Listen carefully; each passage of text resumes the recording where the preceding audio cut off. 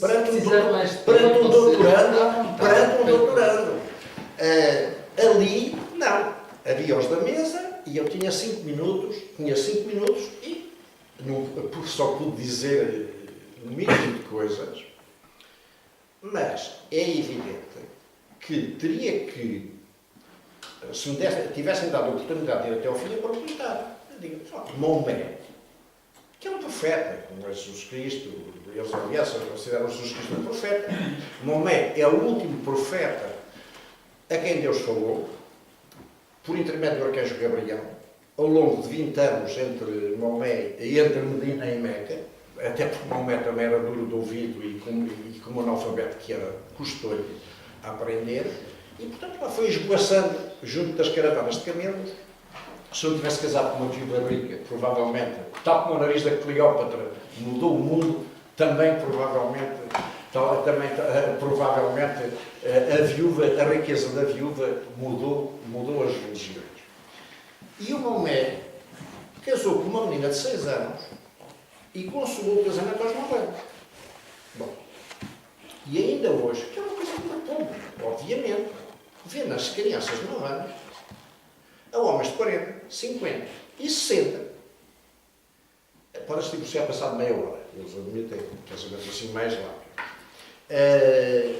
Se for de 70 anos, provavelmente terão, só se poderão divorciar umas horas depois.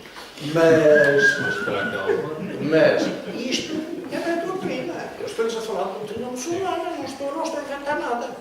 E comete, desculpa agora, comete pelo menos aquilo que, digamos, na minha cultura judaico-cristã, mas de ateu, indiscutivelmente, de facto, não acredito em seres hipotéticos, é evidente, e é redundante estar a repetir, há aqui uma série de crimes. O primeiro, pedofilia. O segundo, escravatura. O terceiro, maus tratos a crianças. E podíamos ir por aí fora, que há uma série de crimes hoje tipificados no Código Penal português, que é um código civilizado, e que ele comete. Mas se lembrar um pouco da história, esta tara não é exclusiva do Islão. Porque a rainha ali a Coimbra, a Milagreira, a rainha Isabel, que era sobrinha neta da rainha Isabel da Hungria, onde eu já estive, que também fez o mesmo milagre, portanto, aquilo era um grupo de família, muitos anos antes. Se calhar o Luís Matos tem alguma ligação. E ele nasceu ali no meu bairro, em São Sebastião. Ele tem raízes? Eu estou rodeado de santidade por todo lado. É o bairro de São Sebastião, a Praceta de São Sebastião, o bairro é de Santo Antônio dos Oliveiras. E depois tenho que passar pela freguesia. Mas acha que era deportado pelos santos todos por aí abaixo? E agora até pela Ponte Europa, que era que passa pela Rainha Santos. Pode ir pela Santa Clara. Exato. Não, venha pelo sul, só que é mais apertado. É um afogamento em santidade, é uma bendição de tal modo exagerada que para sobreviver, enfim, uma pessoa tem que... Eu que não distingo a água benta da normal, sou obrigado, de facto, a percorrer estes caminhos ínvios da santidade. E hoje é verdade, e depois é evidente, no caminho, na estrada do Senhor, e é natural, eles compreenderão que não é teu espectro. Para um ateu. Mas eu ainda gostaria, Temos muita informação sobre... Queria dizer-lhes, por exemplo, que o Islão é uma cópia grosseira do cristianismo com laivos de judaísmo. Os judeus foram os primeiros. Hoje estão reduzidos a 16 milhões. Mas o sionismo, que para mim é crime, o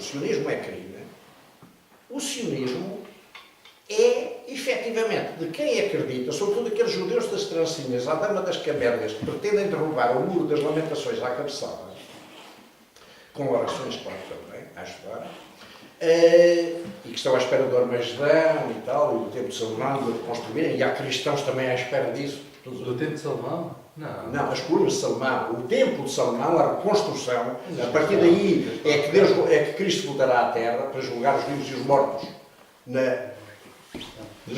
em Josafá, o Deus, Os cristãos. o Deus que voltará à terra, julgá-los lá no Vale de Josafá, vivos e mortos. Vai ser difícil com os transplantes só para dar calma ao molho. Vai ser, olha o meu fígado. Enfim. Mas de qualquer maneira, isto faz parte da mitologia das religiões. E o Islã tem esta perversão. Foi a última vez que Deus falou e não volta a falar. Portanto, não há qualquer possibilidade, como houve no cristianismo. O cristianismo teve momentos muito bons, o Renascimento. E depois houve movimentos que são laicos, mas que também, no fim de contas, botaram. Porque não há nada que, como se diz em sociologia, tudo tem contaminações, não é? Tudo é contaminado. Há uma contaminação de natureza religiosa. Mas apareceu, sobretudo, a Revolução Francesa e o que levou à Revolução Francesa, que foram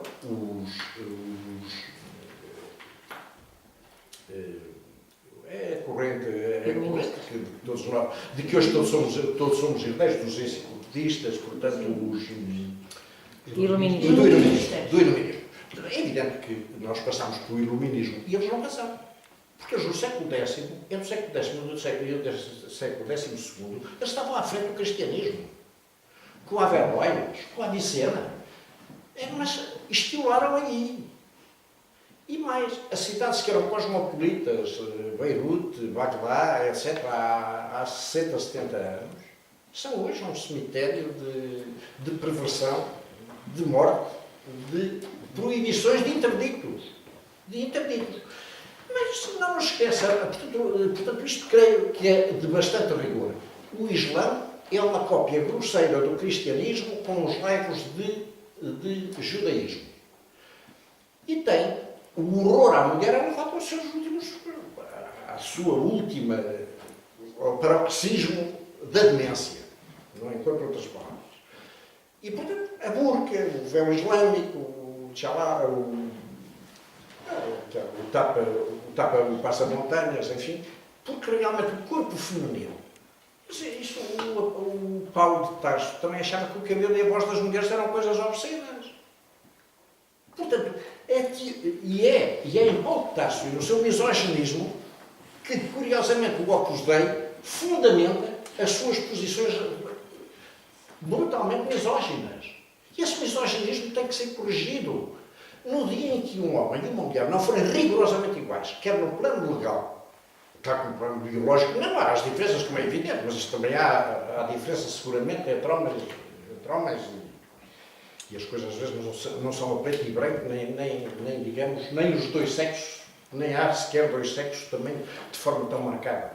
Isso é o Alex Carrel que tinha referido. Portanto, o que há hoje na sociedade que nós queremos construir e que há de ser construída naturalmente com crentes, descrentes e outras posições intermédias, é de facto procurarmos a possibilidade de ter um planeta, de guardarmos os recursos suficientes para as gerações que vierem. Isto é que está hoje em causa. O que é que interessa a Deus? Admitamos que existe o que interessa a Deus o que eu penso. Se ele fosse omnipotente, punha-me a pensar como ele queria.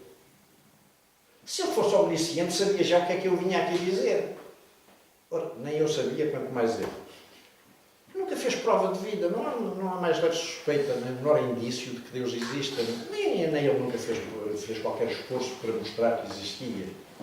Inventam-se às vezes milagres que considero que é de facto uma parte, a parte da superstição que a Igreja Católica não consegue evoluir, e particularmente a Igreja Católica. Os protestantes parece que são muito mais avessos aos milagres do que são os católicos.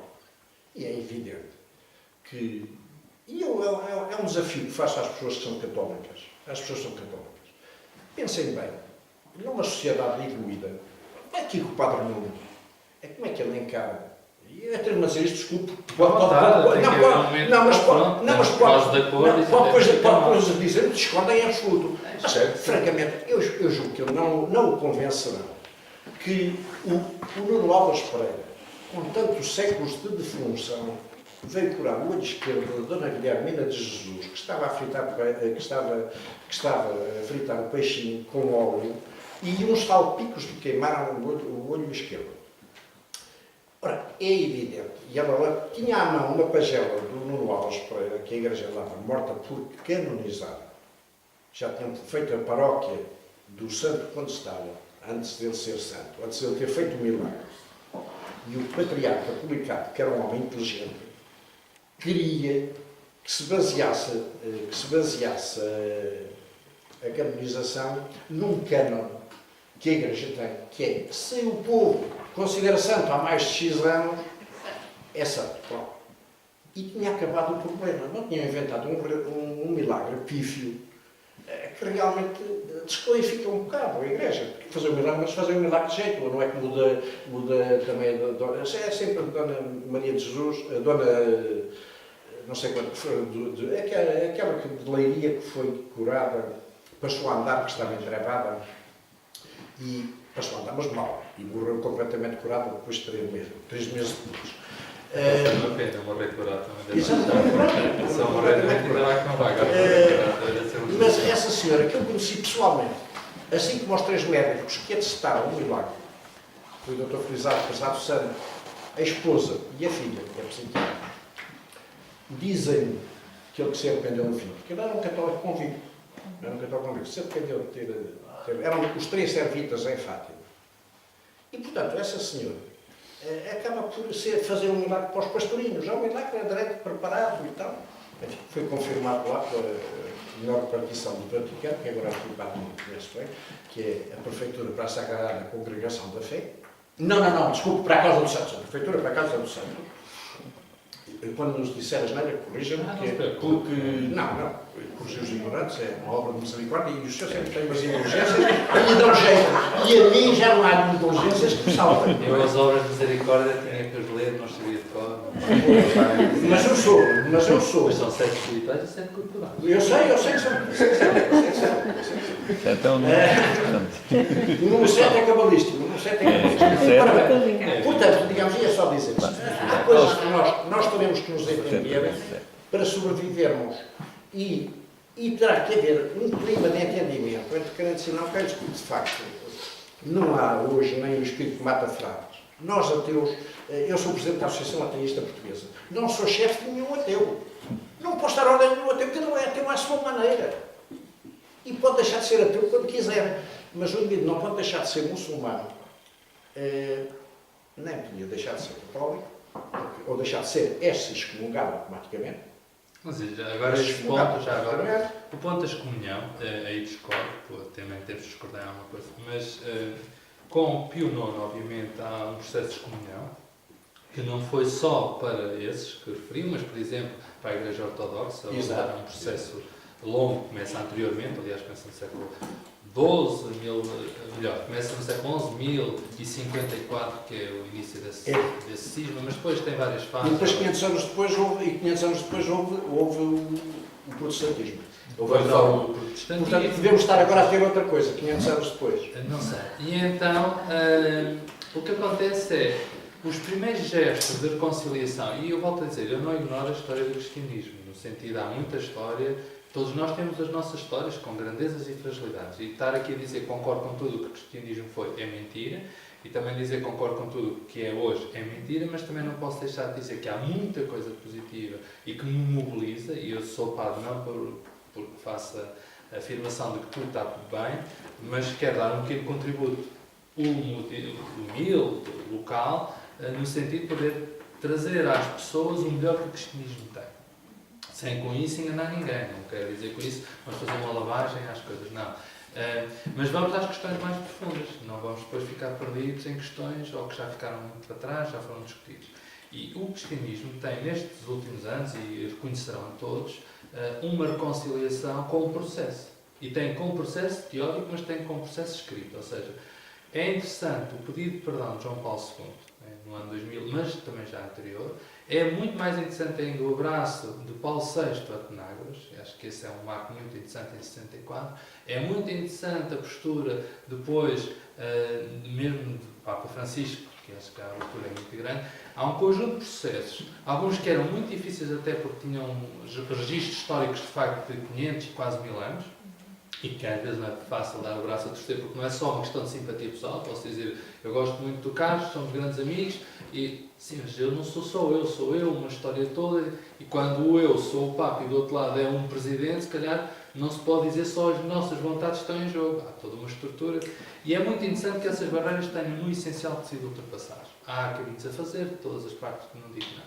Para mim, as questões mais complicadas é o que é que me faz a mim acreditar em Deus e o que é que faz a outra pessoa não acreditar em Deus.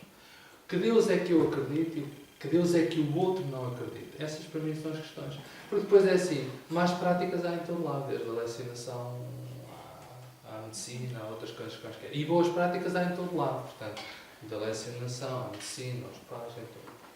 Portanto, eu acho que aqui, mas eu não quero monopolizar, eu preferia que houvesse depois um Não, temos teoria. Muito obrigada. Eu agora devolvi a tarefa ao público para poder colocar alguma questão, já temos cerca de 20 minutos. Eu creio que basicamente o Carlos esteve aqui a falar um pouco, não tanto da possibilidade de crermos ou não num Deus, mas sim da forma como os homens e mulheres têm praticado e levado ou não ao extremo essa crença. E eu creio que por isso o Carlos não está de acordo também com os argumentos apresentados. Claro, tudo o que seja contra as mulheres, contra os homens, contra as crianças, é óbvio que tem que ser criminalizado, dentro da igreja e fora dela. Isso é a primeira coisa óbvia. Mas voltando agora... E é uma negação já agora de qualquer... Sim. Quem lê o Novo Testamento, e o Novo Testamento, obviamente, é a parte forte do cristianismo, sem que com isso se diga que não que se ignora o Antigo Testamento, mas há uma chave interpretativa.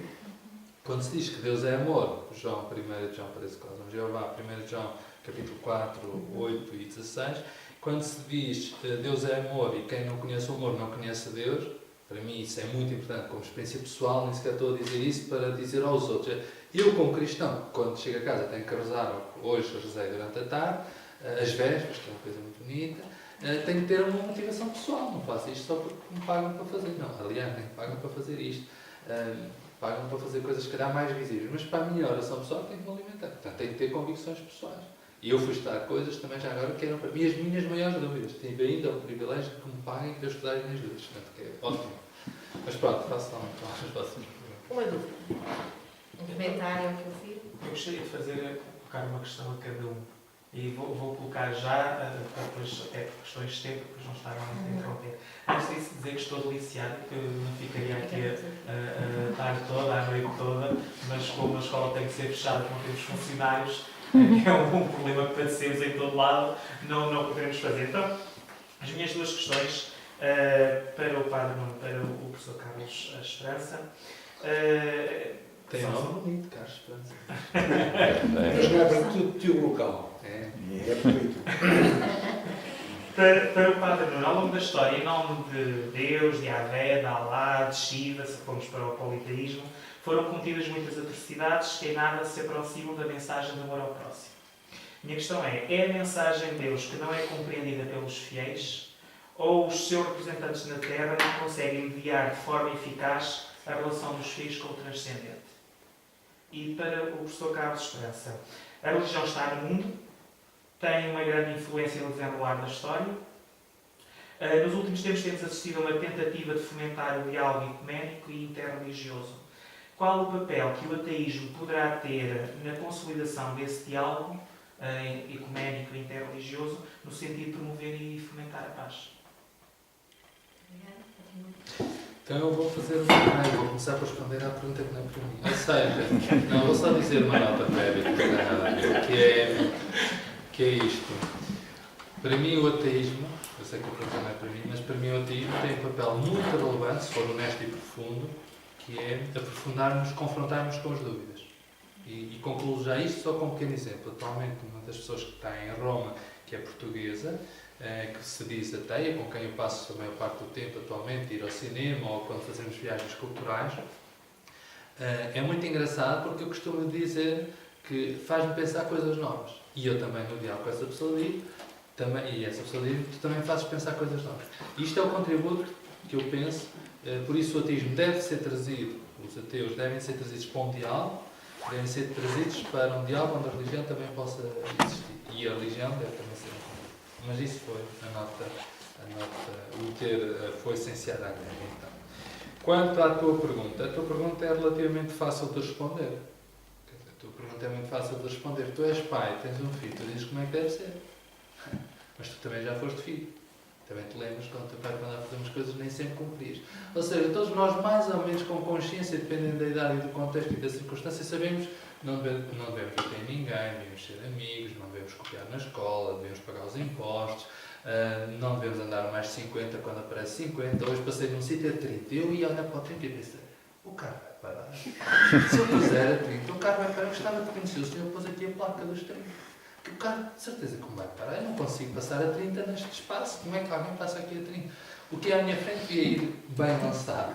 E eu não ia muito menos. Eu pensei, de facto, a nossa vida está cheia de incoerências. Quer pessoais, estruturais, individuais, ou melhor, a nossa não sei. A minha vida está cheia de pequenas, umas maiores que outras, mas pequenas incoerências. Tem a ver com a consciência, direitos cívicos, direitos não sei o quê. Claro que há limites, uns farão outros crimes, outros não, pronto. Em todo o caso está cheio de pequenas incoerências. Uma estrutura como uma comunidade religiosa, tu podes ter um Papa, que até tem a estrutura católica, para o bem e para o mal, até tem uma certa referência, ou seja, há um Papa que pode falar em nome um bocadinho dos bispos, mas não manda na Diocese de Coimbra, para o bom e para o mal.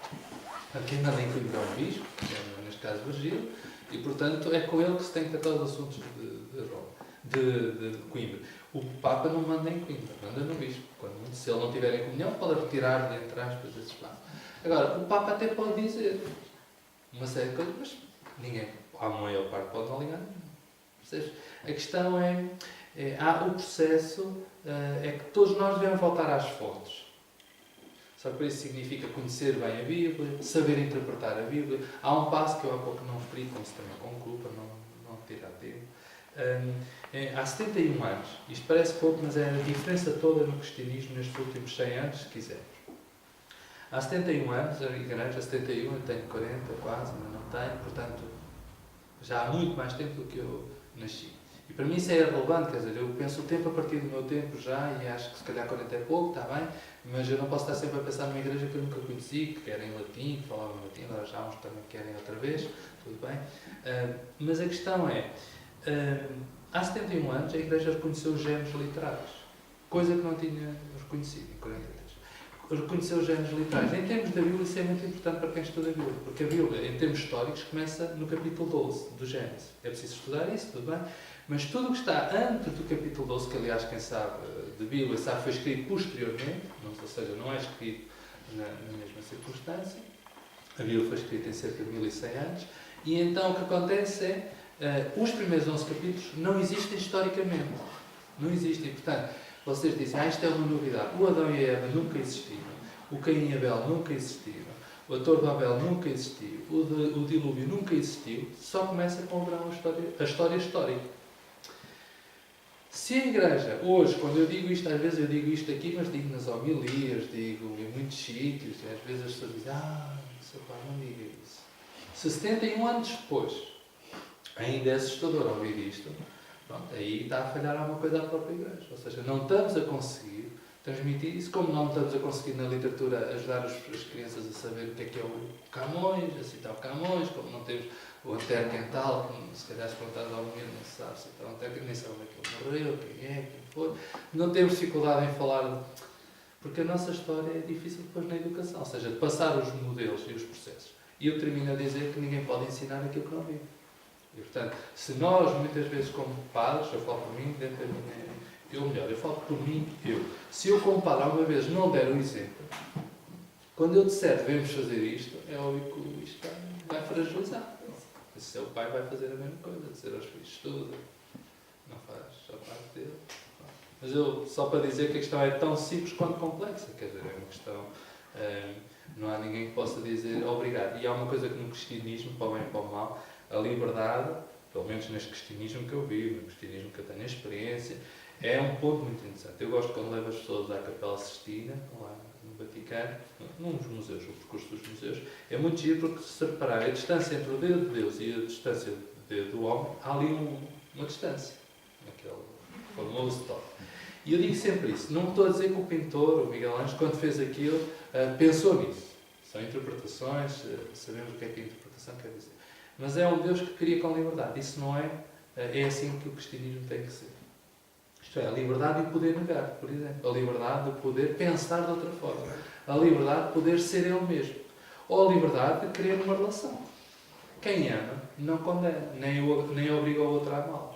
E portanto, se eu acredito que Deus é amor, digo, e isso eu insisto muito, e com isso termino, então, Deus não pode tudo. Foi aquilo que me ensinaram na catequese, isso está errado teologicamente. Deus só pode aquilo que o amor pode. Porque se Deus é amor, segundo a Bíblia, pelo menos no Novo Testamento, o amor não pode, por exemplo, magoar, ofender, matar. A própria Bíblia também diz isso no Novo Testamento. Mas se Deus não pode isso, então ninguém pode dizer na catequese simplesmente Deus é todo poderoso. Não, Deus é amor, que é o que a Bíblia diz. E depois dizemos assim, estou a falar no Novo Testamento, e depois dizemos, o amor tem muito poder. Podemos dizer, é todo poderoso, aquilo que interessa é feito pelo amor. Tudo bem, isso já é outra história. Mas o amor também exige liberdade. E a liberdade não obriga. E terminava aqui só para dizer que para mim este quadro da criação tem a beleza desse pormenor. A distância entre o Deus de Deus e o homem, se não foi pensado assim, tem que ser lido hoje na nossa existência pessoal, individual e coletiva das comunidades, tem que ser lido como Deus cria com liberdade. E a liberdade com amor, o cristianismo, se for de facto aquilo que na origem lá está, pode ser um excelente contributo à ciência, ao pensamento, à sociedade, às relações. Se não for, não é um bom contributo. Obrigada. Carlos. Eu sei me rever num ser hipotético, corroboro, subscrevo facilmente as palavras do Papa. Subscrevo. Enfim, acho que as pessoas têm os objetivos, não é a mania de ser bom, é a necessidade. É a necessidade de sobrevivência que está em causa. Até pensarmos nos nossos modelos de sociedade de forma a podermos sobreviver coletivamente. Porque estamos ameaçados. O próprio planeta, fisicamente, não vai suportar os 7 mil milhões de pessoas, porque eles não podem alimentar. Pura e simplesmente. E ele já não se regenera a um ritmo suficiente para poder continuar a manter-nos no cimo do planeta. Mas a pergunta era o que é que os ateus podem fazer? Bom, os ateus só podem individualmente, porque como não estão organizados, não há uma pirâmide hierárquica, não, digamos, há centenas de ateus que quiseram aderir a uma associação e que em Assembleias Gerais me obrigaram a mais um mandato como Presidente, não sendo nem de longe o mais qualificado, o meu vice-presidente só aceitava ser vice-presidente se eu me mantivesse como presidente, e é um dos mais ilustres professores universitários de Lisboa. É um ilustre professor da Universidade de Lisboa. Bom, mas aí é a modéstia ou outra coisa qualquer que leva a isso, que é um indivíduo com o pensamento muito bem arrumado. Nós ateus, de facto, como não temos uma hierarquia, não podemos fazer a semelhança do Papa, que pode dar, apesar de tudo, ordens que são normalmente seguidas, pelo menos por uma grande quantidade. Poderá não ser seguida pela fraternidade São Pio X, que o Padre Nuno ali referiu de forma indireta, que realmente, quer dizer, é uma sucessão de sobrevivências fascistas que o Bento XVI ainda quis chamar ao redil, mas que ultimamente se tem importado tão mal que até João Paulo II foi obrigado a excomungá-los. Não é que excomungá prejudique quem quer que seja, mas de qualquer maneira é um gesto de afastamento. Bem, comunhão, estão fora da comunhão, já estavam como eu estou, naturalmente. Portanto, o que podemos é todos, como homens e mulheres, procurarmos realmente a via do diálogo, a via da paz, a via de um progresso baseado em moldes diferentes, aquilo que tem sido feito, que é a sociedade de consumo, em que cada vez é preciso arranjar mais consumidores e coisas a produzir, e cada vez produzidas por menos gente, e, portanto, vamos a ter um exército de ociosos, de desempregados e de famintos. É o que estamos a criar. Não vou atribuir essa culpa às religiões. Mas é evidente que os fundamentalismos nascem neste caldo de cultura que se está a criar, sobretudo pelas desigualdades sociais que se aprofundam, pelas injustiças que se